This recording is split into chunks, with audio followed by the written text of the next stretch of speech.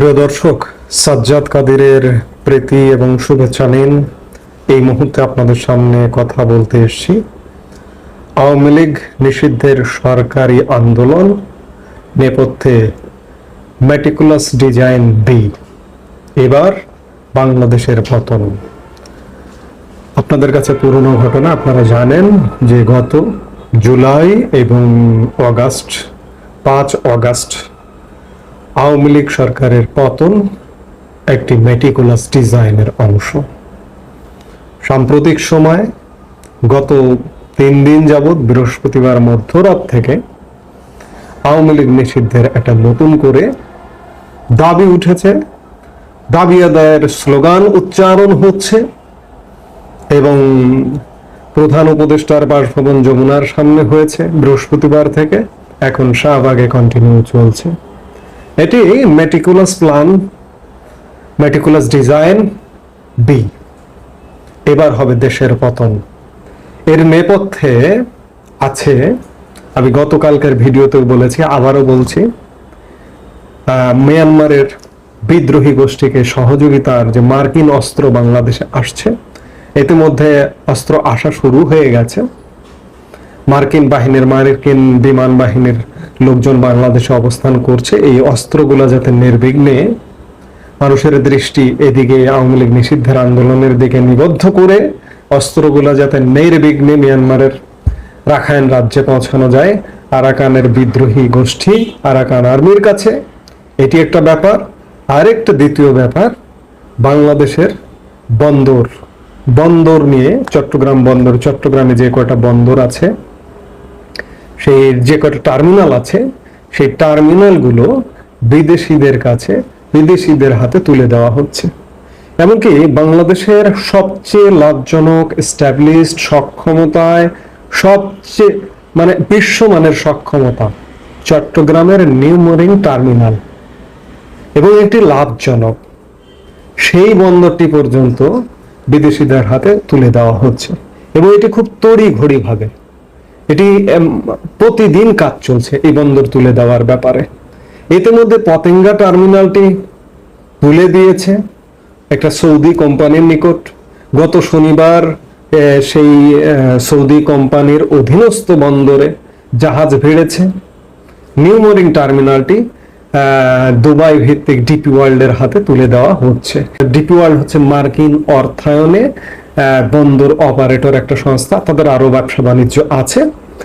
এগুলো আসলে meticulous design B, অর্থাৎ এবার বাংলাদেশের পতন হবে, পতন করবার একটা পায়তারা।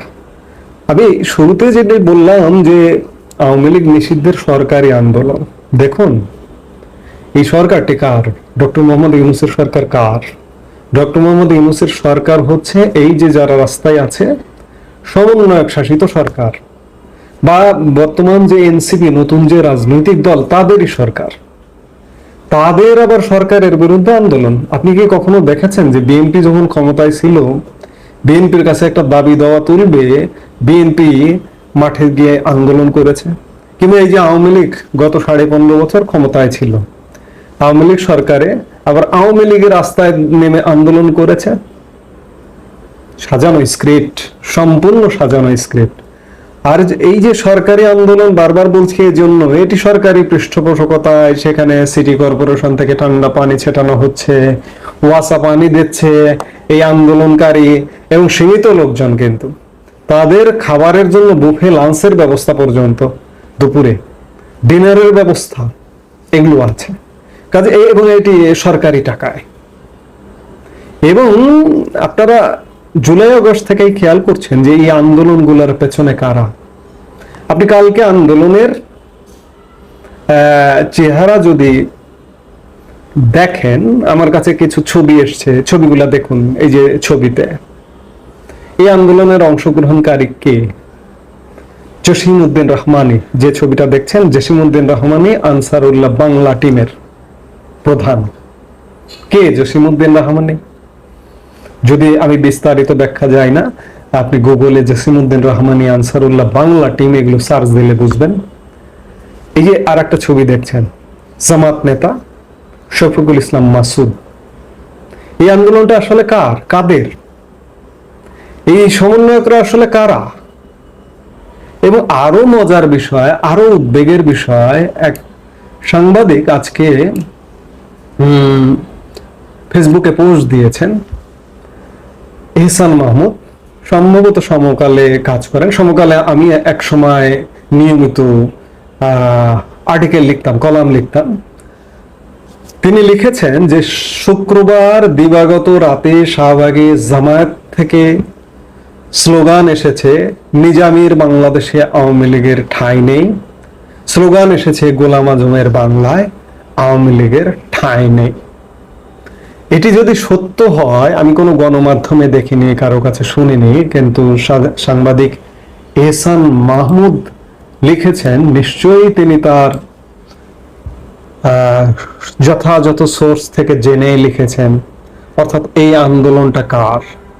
নিজামের, গোলাম আজমের, জামাত শিবিরের এবং আনসারুল্লাহ বাংলা টিমের, জঙ্গি গোষ্ঠীর।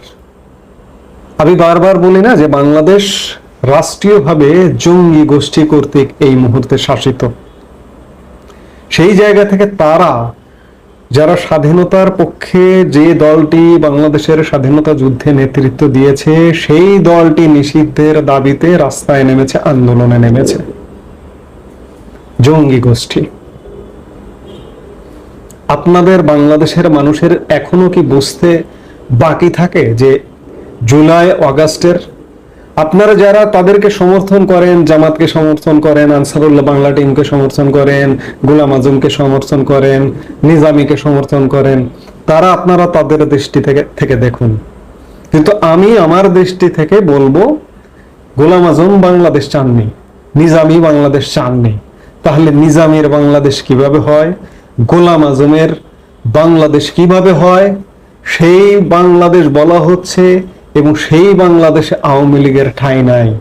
যে আওয়ামী লীগ দেশ স্বাধীন করেছে, অর্থাৎ যারা দেশের স্বাধীনতা চায়নি, এই স্বাধীনতা কেন এনে দিয়েছে আওয়ামী লীগ, এটি সবচেয়ে বড় অপরাধ। তারা আন্দোলন করছে, এবং আমি বললাম যে এটি মেটিকুলাস ডিজাইন বি বাস্তবায়ন হচ্ছে। আমার বন্দর উঠে দিতে হবে বিদেশিদের হাতে, আমার করিডোর বিদ্রোহী গোষ্ঠীকে সহযোগিতা করতে হবে, মার্কিন ঘাঁটি এখানে স্থাপন করতে হবে। এগুলোর চূড়ান্ত রূপ দেওয়া, এই চূড়ান্ত রূপটা দিলেই যে বর্তমান যে সরকারটি, ইউনূস, ডক্টর মোহাম্মদ ইউনূস আসলে একটা ব্যানানা ট্রির মতো জাস্ট বসিয়ে আছে, বসিয়ে রাখা হয়েছে, কিন্তু যাবতীয় রোল প্লে করছে আনসারুল্লাহ বাংলা টিম, জামাত ইসলামী বা এরকম এরা। এই যে আন্দোলনটাও করছে এরা, সরকারি আন্দোলন। কাজেই বাংলাদেশ এক গভীর অন্ধকার কেটেও যাবে, আমি এটিও বিশ্বাস করি। আজকে আওয়ামী লীগকে নিষিদ্ধ করবার দাবি করছে। ধরে নিন যারা আওয়ামী লীগ করেন তাদের বলি যে ধরে নিন আপনাকে নিষিদ্ধ করলো, আপনি এটাই চান এরা নিষিদ্ধ করুক, জঙ্গি গোষ্ঠী আওয়ামী লীগকে নিষিদ্ধ করুক।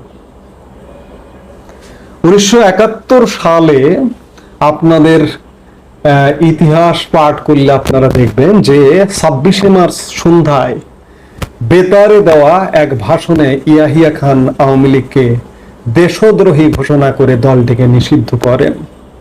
এর পাশাপাশি সরকার আওয়ামী লীগের ব্যাংক হিসেবেও জব্দ করে। আজকে আবার প্রত্যাশা করুন, কারণ আজকে সেই পাকিস্তানি প্রেতাত্মাই কিন্তু দেশ শাসনে। প্রত্যাশা করুন যে আওয়ামী লীগ নিষিদ্ধ হচ্ছে। আওয়ামী লীগ নিষিদ্ধ হলে আপনি মন খারাপ করবেন কেন? আওয়ামী লীগ নিষিদ্ধ হওয়াটা ভালো, এই মুহূর্তে নিষিদ্ধ হোক না। হলে এই যে 71 সালে যে বাংলাদেশ স্বাধীন করেছে আওয়ামী লীগ নিষিদ্ধ হলে আওয়ামী লীগের আর একটা লড়াই হবে। আওয়ামী লীগ নিষিদ্ধ হলে আওয়ামী লীগের পাশে দাঁড়াবে। আপনাদের মনে আছে নিশ্চয়ই 71 সালে আওয়ামী লীগের পাশে, বাংলাদেশের পাশে পাকিস্তান সেনাবাহিনীর বিরুদ্ধে বাংলাদেশের মানুষ আওয়ামী লীগের নেতৃত্বে দাঁড়িয়ে গিয়েছিল এবং সহযোগিতা করেছিল ভারত। আমি আজকে থেকে বেশ কয়েকদিন যাবত বলে যাচ্ছি যে বাংলাদেশকে কিন্তু জঙ্গি মুক্ত করবে ভারত। ভারত বুঝতে পারছে, ভারতের ক্যালকুলেশন রেডি, কমপ্লিট। ভারতের র তো বাংলাদেশে সবসময় অবস্থান করে, এখন অবস্থান করছে। বাংলাদেশের সরকারে যে একটা জঙ্গি গোষ্ঠী বসে গেছে, এটি বুঝতে তো আর বাকি নেই। কাজেই হোক আওয়ামী লীগ নিষিদ্ধ। আওয়ামী লীগের আপনি নেতা, আপনি কর্মী, আপনার মন খারাপ হয়ে যাবে, আওয়ামী লীগ তো নিষিদ্ধ হয়ে গেল, ভালো কথা। আবারও বলি যে ৭১ যেভাবে বাংলাদেশ স্বাধীন হয়েছে, আজকে ২০২৫ বাংলাদেশ এই যে জঙ্গি মুক্ত একদম স্বয়ং রাষ্ট্র কাঠামোই বসে গেছে। এখানে একটা ঘা রেখে দেবে ভারত। পাকিস্তানে জঙ্গি মুক্ত করছে, আজকের ভিডিওতেও আমি বলেছি। বাংলাদেশের শাসন কাঠামোতে জঙ্গি ঢুকে বসে আছে, এটাকে ছেড়ে দেবে? তাই বলবো, আওয়ামী লীগের নেতা কর্মীর মন খারাপ করবার কোনো কারণ নেই। গতকালকে বাংলাদেশ আওয়ামী লীগের একজন অবিসংবিদিত নেতা, আমি অবিসংবিদিতই বলবো তাকে, আমি তার সম্পর্কে আমার ধারণাটা এত উচ্চে, সেলিনা হায়াত আইভি, তাকে অ্যারেস্ট করা হয়েছে। বাংলাদেশের সাবেক রাষ্ট্রপতি বিদেশ যাবেন চিকিৎসার জন্য, সেটি নিয়ে যে নাটক সাজানো হচ্ছে, এগুলো আসলে নজিরবিহীন। পাকিস্তানের প্রেতাত্মারা, পাকিস্তান স্বয়ং, পূর্ব পাকিস্তানে এমন ঘটনাগুলো ঘটেনি যা এখন ঘটছে। অর্থাৎ তাদেরই প্রেতাত্মা বাংলাদেশের শাসন কাঠামোতে এখন বসে আছে। কাজেই আওয়ামী লীগ নিষিদ্ধ হলে মন খারাপ করবার কিছু নেই। এই সরকারি আন্দোলনের চূড়ান্ত ফল যদি হয় যে আওয়ামী লীগ নিষিদ্ধ হয়ে যাচ্ছে, তো সেটা আওয়ামী লীগের জন্য ভালো হবে, দেশের জন্য ভালো হবে। কারণ দেশের মানুষ আরো ইতিমধ্যে বুঝতে পারছে যে বাংলাদেশের শাসন কাঠামো কাদের। আমি আগেই যেটি বললাম যে যারা তাদেরকে সমর্থন করেন, গোলাম আজম, নিজামী, আনসারুল্লাহ, বাংলা টিম বা এই ধরনের যারা আছে, তারা আপনারা আপনাদের দৃষ্টিতে চিন্তা করুন।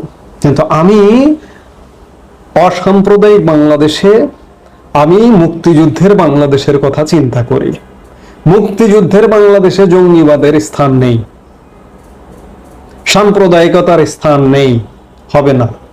আজকে হয়তো দাপাচ্ছেন, বাড়াবাড়ির একটা সীমা থাকে, বাড়াবাড়িটা অতি বেশি হয়ে যাচ্ছে, বেশি বাড়লে ঝড়ে পড়ে যেতে হয়।